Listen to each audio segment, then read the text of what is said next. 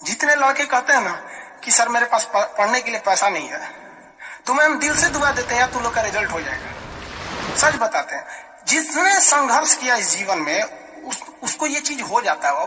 बहुत उसके अंदर मेहनत आता है पढ़ने के लिए। जिसके जीवन में संघर्ष नहीं है कभी आगे ही नहीं जा सकता है, कभी आगे नहीं जाएगा जो संघर्ष नहीं किया। आपको लगता है खान सर यहाँ आ गए, भाई आप कभी देखे होंगे ना, हम कुछ सारे गुरुद्वारा जो होता है ना, गुरुद्वारा उसमें जाके खाना खाए हम। सोचो गुरुद्वारा में जाके खाना खाए, वो भी नहीं था मेरे पास।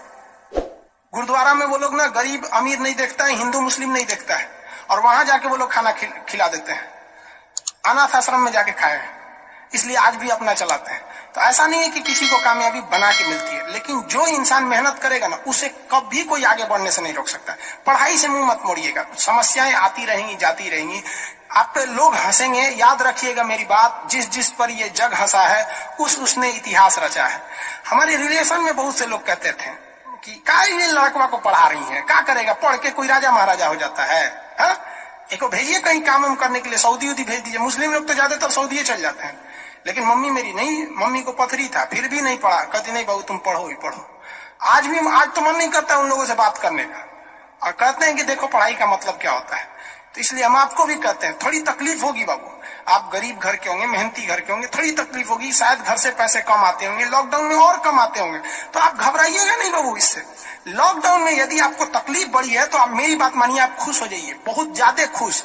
रीजन समझिए, रेस में जब घोड़ा दौड़ता है ना, तो घोड़े के पीठ पर बैठा हुआ उस घोड़े का मालिक उसे चाबुक से घोड़े को बहुत मारता है, बहुत मारता है। घोड़ा को दर्द होता है, वो सोचता है कि मेरा मालिक हमको तकलीफ क्यों दे रहा है। उस घोड़े को पता ही नहीं है यार तुम्हारा मालिक तुम्हें जिताना चाहता है। उस चाबुक के डर से वो घोड़ा दौड़ता है और लास्ट में वही घोड़ा जीत जाता है।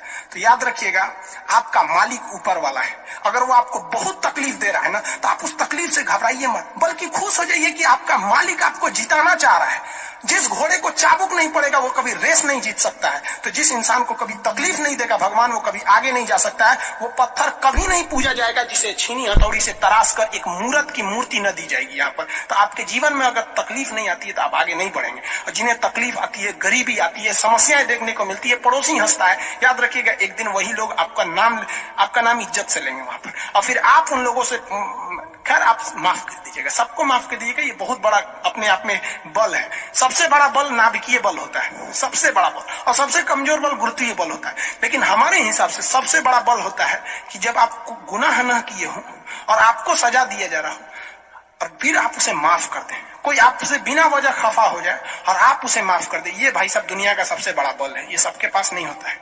अगर ये बल आ गया ना तो फिर आप बहुत आगे जाए। इसलिए तकलीफ नहीं हो जाएगा, बहुत